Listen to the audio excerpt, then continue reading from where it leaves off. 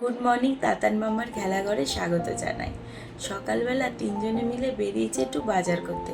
কাল আমাদের পাড়ায় রয়েছে শীতলা পুজোর উৎসব, তাই পান্তা খাওয়ার দিন, আর কিছু ভাজা ছাড়া পান্তা তো একেবারে অসম্পূর্ণ।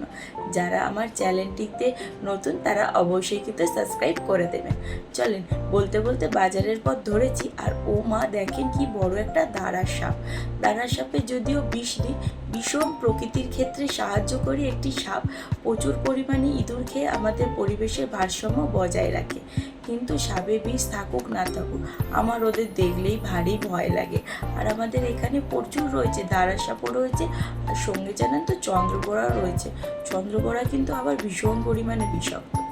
যাওয়ার পথে এই জামরুল গাছটা পড়লো, এক থোকা জামরুল ঝুলছে, দেখে পারতে ইচ্ছা করলো, তাতানের বাবা আছে তো পেরেও দেবে না। বাজার থেকে এসে গেছি এবং সাথে করে নিয়ে এসেছিলাম কটা লাল আলু। তো তাতানের বাবার কাছে আবদার করলাম, একটু লাল আলু পুড়িয়ে দাও তো। মিষ্টি আলুগুলো পোড়া খেতে কিন্তু আরও মিষ্টি লাগে। এই যে পোড়ানো হয়ে গেছে, 2 পিস আলু পুড়িয়েছি, বাকিগুলো রেখে দিয়েছি। তাতান বাবু তো দেখে অবাক, একেবারে খাওয়ার জন্য লাফালাফি।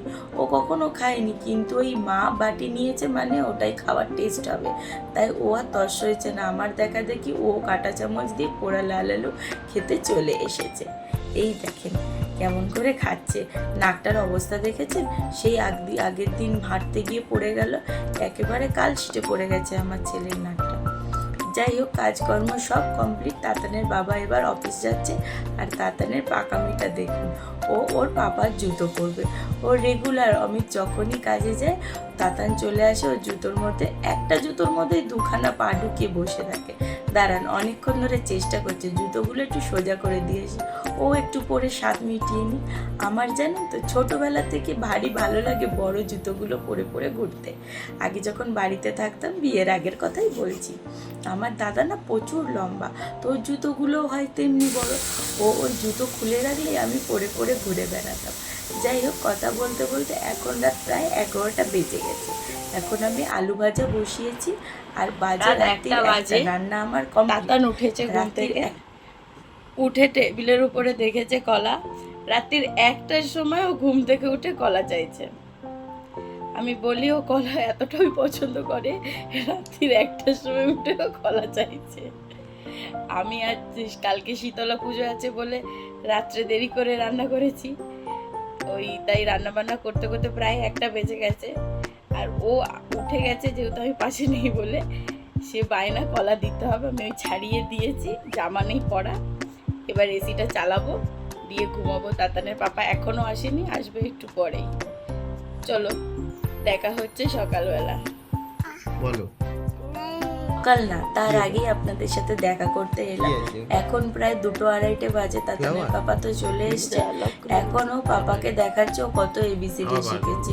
মোবাইল স্ক্রিনে হাত দিচ্ছে, আর ABC আরও জানি না কত কিছু বক বক করছে পাপার সাথে।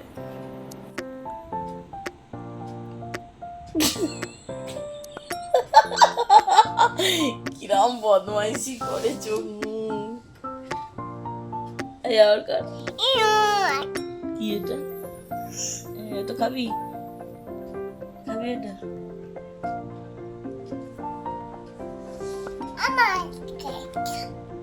কেমন করে খাবি?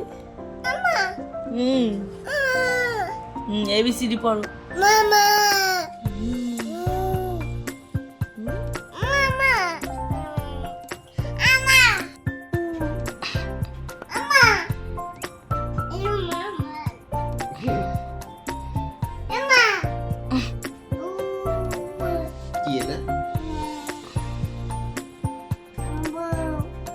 বউ? কার বউ? আজকের ভিডিওটা একটু অন্যরকম, তাই জন্য গ্যাপে গ্যাপে করে একটা ভিডিও আপলোড করছি। এই যে এখন বসে পড়েছি আমি ঠান্ডা ভাতের থালি নিয়ে, একটু আলু ভাজা, বড়া ভাজা আর বেগুন ভাজা, আর সাথে পাশের বাড়ি থেকে একটু লেবু নিয়ে এসেছি। ওদের কাছে লেবু পাতা আনতে গেছিলাম, তো বললো মাসিমা লেবুই নিয়ে যাও, খাবে খানে। তাই ওই লেবু পাতা আর কাঁচা লঙ্কা দিয়ে ভাত মেখে খাই। আপনাদের পাড়ায় কবে শীতলা পুজো অবশ্যই আমাকে কমেন্ট করে জানাবে। আর জলদি খেয়ে নিয়ে এবার একটু শোবো, নয়তো তাতান উঠে যাবে, আমার আর ঘুম হবে না। আর এমনিতেও পান্তা ভাত খেলে ভীষণ রকমের ঘুম আসে। বিকালে আবার যেতে হবে পুজোর ওখানে। আমি ডালা দিইনি, তবুও একবার ঠাকুরটা দেখে আসবো। এই যে রেডি হয়ে নিয়েছি, এখন যাচ্ছি শীতলা মায়ের পুজোতে। অ্যাকচুয়ালি ডালা দিতে না যাওয়ার কারণ হলো, যেইখানে আমাদের এই ঠাকুরের মন্দিরটা রয়েছে তার রাস্তাটা ভীষণ দুর্গম, জানেন তো। ওই বাচ্চা নিয়ে রোদ্দুরের মধ্যে আমি তাই যাওয়া পসিবল করে উঠতে পারিনি। এই যে এখন আমি আর তাতান একটু আলো থাকতে থাকতেই বেরিয়েছি, যাতে করে আবার ঠিক টাইম মতো এলাকায় ফিরে আসতে পারি। চলেন যাওয়া যাক। পাশের বাড়ির কাকিমা ওই জল নিয়ে যাচ্ছিল, ও ভেবেছে খালি ড্রাম নিয়ে টানাটানি করছে, আর যেতে পথে দেখুন কার সাথে আলাপ হয়ে গেল। এই যে একটা বাদরি দিদি, ও ওর উপরে উঠে মুড়ি খাচ্ছে। তো তাতানকে দেখে বললো ভাই টাটা। তো তাতান প্রথমে তো ইগনোর করেছিল, তারপরে ভাবলো না দিদিভাইটাকে একটু টাটা দিয়ে দিই। এই টাটা দিয়ে চললো। আমরা এখনও সেই রাস্তায় পৌঁছাইনি যেখানে পুজোটি হচ্ছে। পথে হঠাৎ চোখ আটকে গেল একটা লাউ গাছের মধ্যে।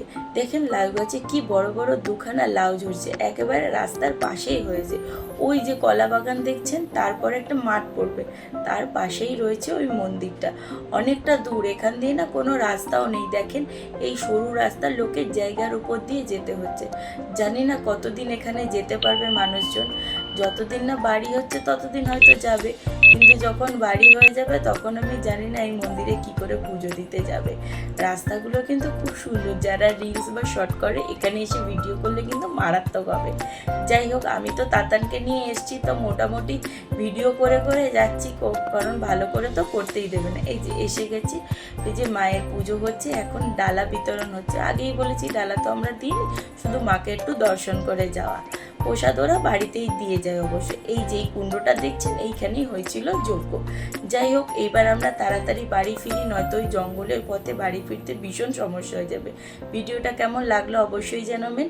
ভালো লাগলে লাইক কমেন্ট শেয়ার করে আমার পাশে থাকবেন। দেখা হবে পরবর্তী ভিডিও। সবাই ভালো থাকবেন, সুস্থ থাকবেন।